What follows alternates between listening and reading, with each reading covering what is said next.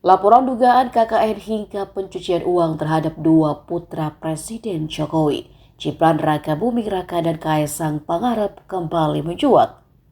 Setelah Amin Rais dan mantan Menteri Koordinator Bidang Perekonomian, Rizal Ramli, beserta rombongan mendatangi Gedung Merah Putih KPK, Jakarta Selatan, Senin 21 Agustus.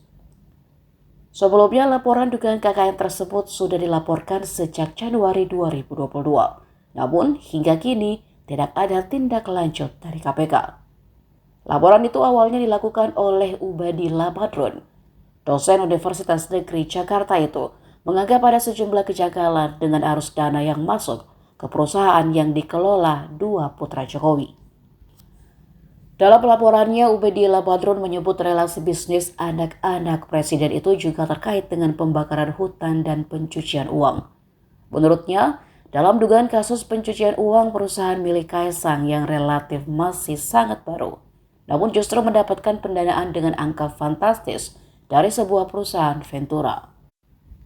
Pada November tahun lalu, Kaisang memang tercatat sempat memborong saham PT Panca Mitra Multi Perdana, sebuah perusahaan yang memproduksi makanan beku berbasis udang. Dikutip dari Keterbukaan Informasi Bursa Efek Indonesia, total saham yang dibeli Kaisang yakni 188,24 juta lembar saham atau sekitar 8% dari total keseluruhan saham yang ditempatkan di perseroan.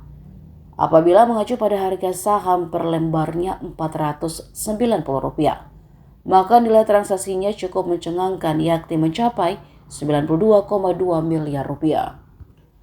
Sementara itu, Gibran mengaku siap memberikan keterangan kepada KPK jika dirinya dipanggil. Wali Kota Solo itu pun bahkan menantang balik pihak yang melaporkannya jika memiliki bukti kuat terkait tuduhan tersebut.